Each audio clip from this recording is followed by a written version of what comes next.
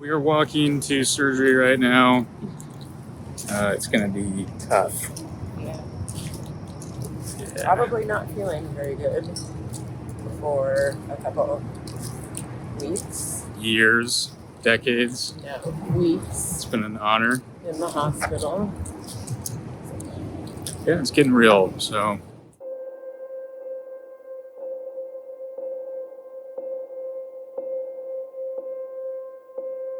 My name is Theo Schultz. I just had a type 3 open laryngeal cleft repair in Boston. So a laryngeal cleft is an opening between the esophagus and the trachea, and that can allow for different debris like water or food to go into the lungs, which is not good.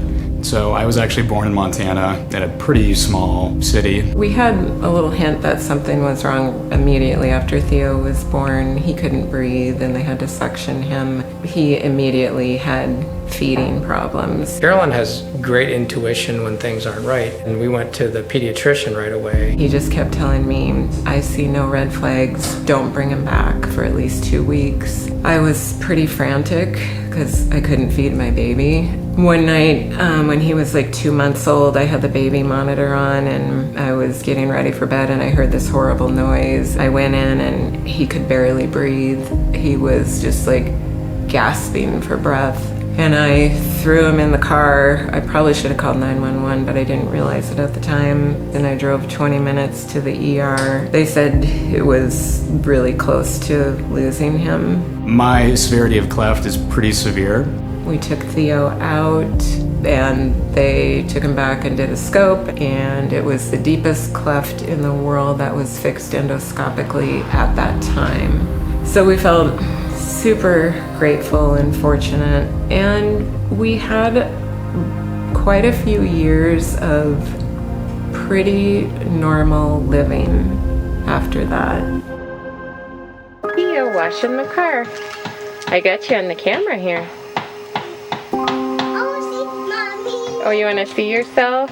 Theo back from the doctor. He was a brave boy there and he did real good. And that's why you get a party today. So say welcome back home. Okay? Look, can you wave?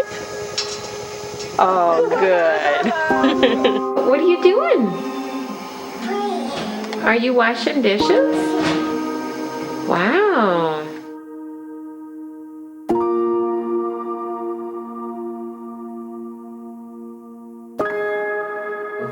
Happy birthday to you.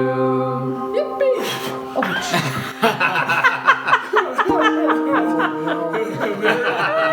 There you go. Nice job, Grampy.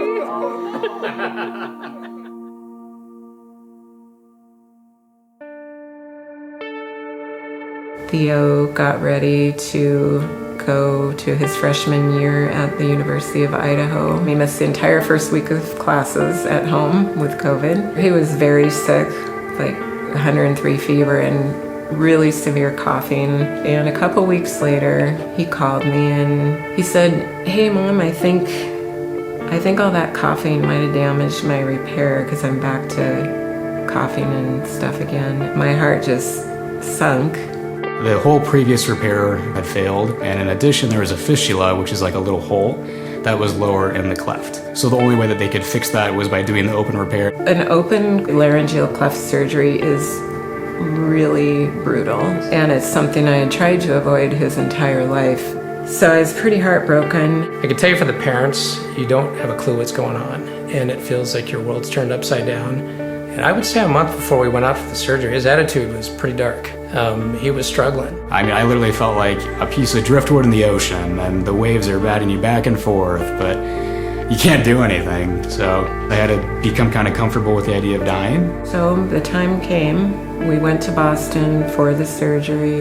The morning of was really weird. It kind of felt like time slowed down that morning. A lot of uncertainty and questions. It was a 9-hour surgery. I was nervous about seeing him.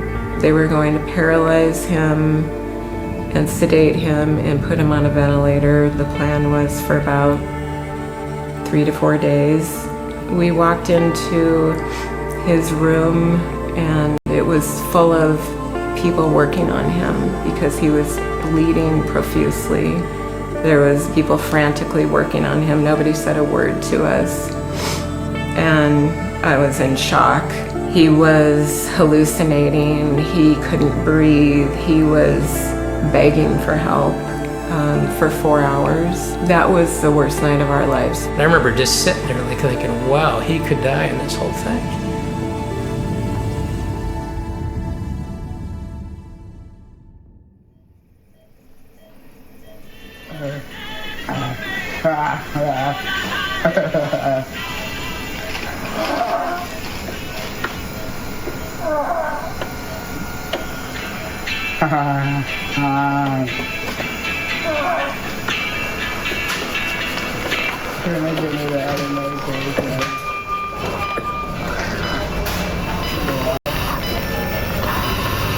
Some Zofran, okay?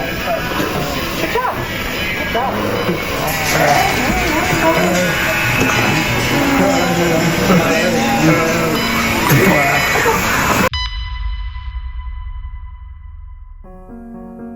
One thing that's really interesting about having a major medical problem when you're a young adult or kid is that your peers don't understand what's happening, and they can't really empathize with you, and it can be very lonely. Being away from friends and other people his own age and feeling like life was passing you by was very difficult. Yeah, I've been isolated in general with all this. That's been scary to leave the apartment. I don't know, that's one thing I've been thinking about more recently, and it feels kind of lonely. My mom has an old tennis friend back in Boise, and her son had cancer, and when he was going through treatment, he connected with Melodic Caring. And so her friend heard about what I was going through, and then she recommended you guys. The days that he had Melodic Caring were different. And I always knew one of those days because he would get up and take a shower and have some purpose and meaning in his life that day. I'm not a great artist. I don't draw, I don't paint. So I think for me, music is how I do portray those emotions. Music played a huge part in my recovery.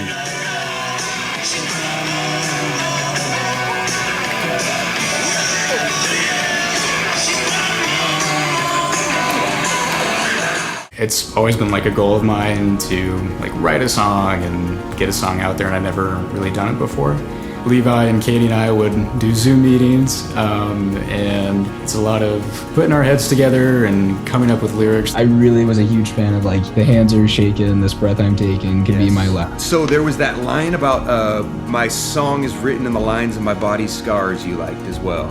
Yes. I think probably my favorite part of the song is the pre-chorus, and it goes, my hands are shaky. Breath I'm taking could be my last. There's no mistaking. I'm scared as hell, but I'm strong as well. Sometimes I laugh just to keep from breaking. Having something I could look forward to every week, and I knew I would get that interaction on Wednesdays at noon. That was huge. It is still huge for me. Woke up this morning, the sun shining bright. I like the slower one like that. I like that one a little bit more, I think. I was like, wow, I can actually put this suffering to use kind of thing. It made some of the suffering worth it. And beat up like an old guitar. The song is written in my body scars.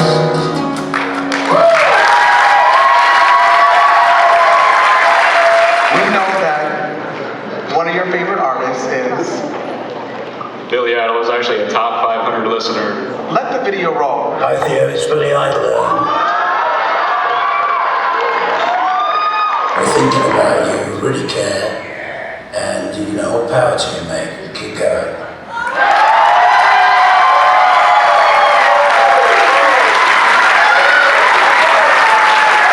I honestly don't know how we would have made it through that time without Melodic Caring, because it gave Theo so much connection and hope and something to look forward to and a feeling of normalcy.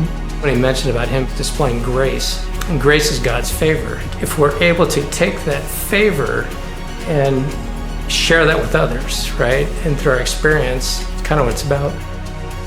a week and a half post-surgery. He said, Brad, I've worked so hard to get to the top of this mountain that I just want to stay here for a while and look around and learn about myself, and eventually everyone else will catch up. And I just don't hear that kind of wisdom in a 19-year-old young man very often. One of the silver linings to this whole story is the deep connection and communication that we've had. We've been through a lot of challenging times. He's extremely courageous and able to deal with whatever life throws in his direction. Connection with Melodic Caring means being recognized as a person and being appreciated. They've given me confidence, and most importantly, they've given me connection.